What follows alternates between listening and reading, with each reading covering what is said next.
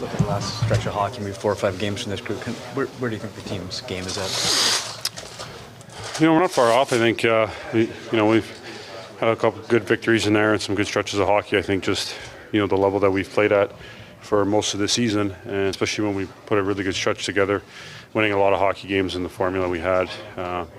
The identity that we've been building, I think, has just been a little less consistent, and it doesn't take much for, when you're not executing as high of a rate as we have, just not to be on the right side of things more often than we'd like to be. So that's the nature of continuing trying to get better and have a high standard and pushing ourselves to continue to get better and play a certain way, play at a certain level to give ourselves the best chance for success and wins and points. So, I think it's a really good day today. We haven't had much practice time. Chance to review, work on some things, take a look at it before practice and get to work and, build our game and another hectic week coming up. You talk about the practice and the hectic week. I'm curious, just how do you kind of manage the schedule when it looks as crazy as it is before Christmas and now after?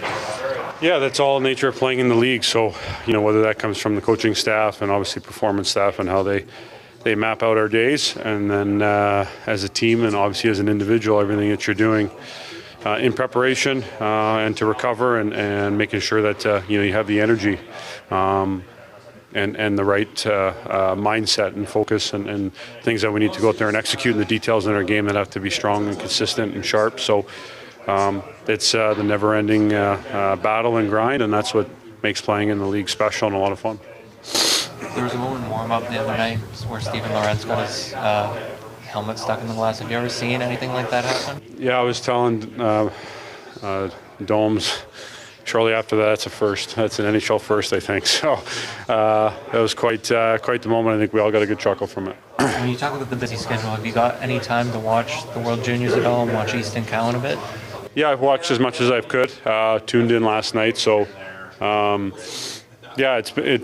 think obviously expectations in Canada are always extremely high. They have a very good team, and I know Easton's very driven to wanting having a much better finish to the tournament than they did last year. So, it's been an interesting tournament so far, but I think credit to them and the way they played yesterday and how they just kind of stuck with it, especially, a lot of noise with how the game finished up against Latvia, but just to stay the course and grind their way through it, and I think that only helped them build throughout the tournament. So tomorrow night should be a lot of fun to watch. Is Easton a guy that you keep in touch with throughout the year, John? A little bit. My two boys always ask about him, when's he coming over again. So, just wish them luck before the tournament. And obviously he having a great season and on that stage there. And I think just really motivated now that has been back in junior with the opportunity to World Juniors. And I know he's talked a lot about having unfinished business in London and how things ended with the Memorial Cup last year. So I think that's a great sign. He just wants to continue to push forward, continue to get better, and obviously use opportunities like the World Juniors and trying to get back to a Memorial Cup as a big driver for him to continue his development. The Leafs center dilemma: who can strengthen the roster? If you're a Toronto Maple Leafs fan like me, you know the team's center depth has been a constant concern this season. With Auston Matthews set to return from a mysterious upper body injury next week, the excitement of having our star back is palpable. However, there are still serious issues to address in the center position to keep the team competitive and, of course, fuel our playoff dreams. David Kampf, a key piece in the center rotation, is sidelined with a lower body injury. As if that weren't enough, Kalle Jarnkrok is still recovering from surgery, leaving another gap in the lineup. Max Domi, expected to be a versatile asset, has been placed on injured reserve, further aggravating the situation after missing consecutive practices due to lingering pains.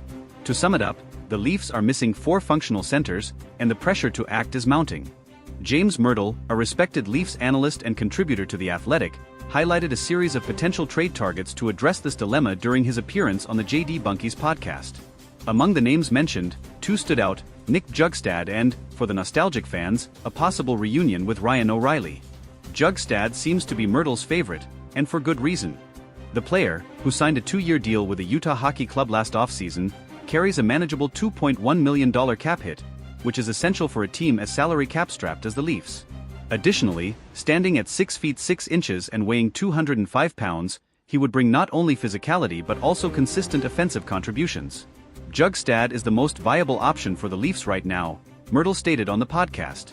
And he's right. Experienced and versatile, Jugstad has played for several teams, including the Florida Panthers, Pittsburgh Penguins, Minnesota Wild, and Edmonton Oilers, and could quickly adapt to the Leafs' dynamic. With an affordable contract and a solid track record, he offers a practical solution without sacrificing too many future assets. However, it's impossible to ignore the possibility of a Ryan O'Reilly return.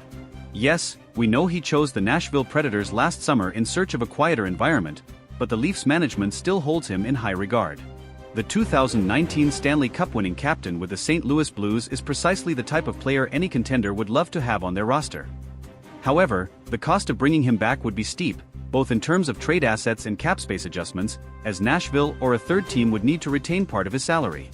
I don't think the O'Reilly scenario is entirely out of reach, Myrtle said, showing that there's optimism within the organization.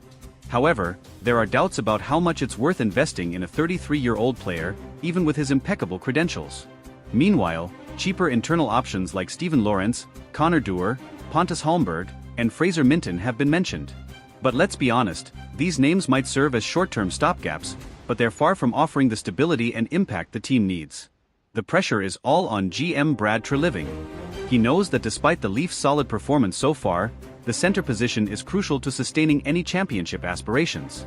With the trade deadline approaching, Treliving has likely intensified his efforts to finalize a deal. And we, the fans, are eagerly awaiting good news.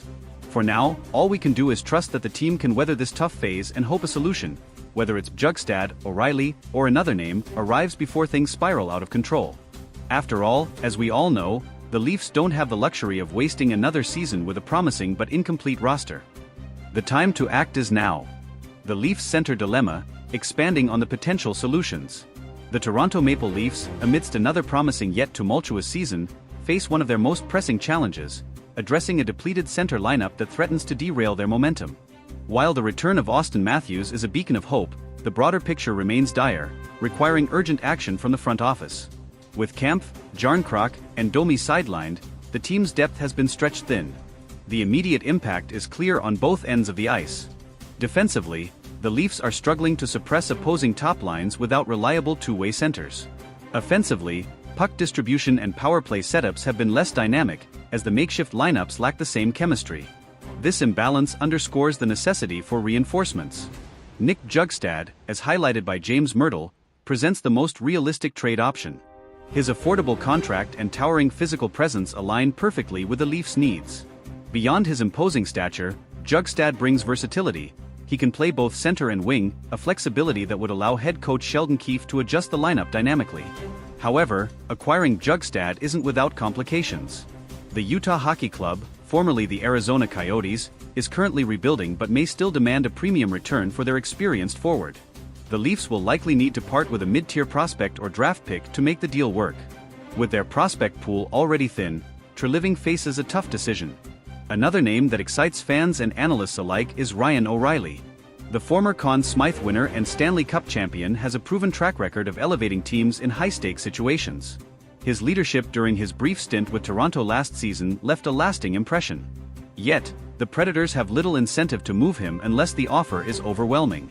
Should the Leafs pursue O'Reilly, it would almost certainly require a multi-asset package. A first-round pick and a promising young player like Nick Robertson might need to be part of the conversation. Additionally, Nashville would have to retain salary, a process that often involves a third-party team to facilitate. The logistics are challenging but not insurmountable. Internal options like Pontus Holmberg and Fraser Minten offer short-term relief but lack the experience needed for a deep playoff run. Holmberg has shown flashes of potential, but his limited NHL exposure raises questions about his readiness for a consistent role. Minten, while promising, is still developing and would be better served continuing his growth in the minors. A wild-card option could be exploring European leagues or waiver claims to unearth an overlooked talent. Teams like the Vegas Golden Knights and Colorado Avalanche have found gems in unconventional ways, and the Leafs scouting department may need to cast a wider net to uncover an affordable, immediate solution. Another factor complicating the Leafs' decisions is the looming salary cap crunch. With Matthews' extension set to kick in soon, Toronto must be mindful of every financial commitment. Adding a high-priced center now could limit flexibility during the off-season, forcing Treliving to juggle short-term needs against long-term sustainability. Trade timing will also play a pivotal role. Acting quickly could stabilize the team and prevent further slip-ups in the standings, but it may come at the cost of negotiating leverage. Alternatively, waiting closer to the deadline could yield better deals as selling teams grow more desperate. The risk, however, is enduring several more weeks of uncertainty. Sheldon Keefe's role in navigating this storm can't be overstated. His ability to extract maximum effort from an injury-riddled lineup will be crucial. Keefe has already experimented with unconventional line combinations, but the lack of true centers limits his tactical options. A new acquisition would provide the stability he needs to implement a more structured game plan. The Leafs locker room has remained resilient through adversity, with veterans like John Tavares and Morgan Rielly stepping up as vocal leaders. However, even their efforts may not be enough to overcome the absence of key personnel. Reinforcements are not just a luxury, they're a necessity. For fans, the anxiety is palpable. After years of playoff heartbreak, this season feels like another chapter in the saga of unmet expectations. Yet, there's cautious optimism. The team has shown glimpses of brilliance, and the addition of a solid center could be the missing piece that transforms them from contenders to genuine threats. As the trade rumors swirl, one thing is certain: the next few weeks will be critical in shaping the Leafs season. Whether it's Bjugstad, O'Reilly, or an unexpected name, the decision made by Brad Treliving and his staff could define not just this campaign, but the team's trajectory for years to come. For now, we wait, hopeful that the Leafs will seize the moment and finally deliver on their immense potential. Will the Leafs make their move? As the speculation intensifies, the Leafs fan base is holding its collective breath, waiting for signs of a breakthrough.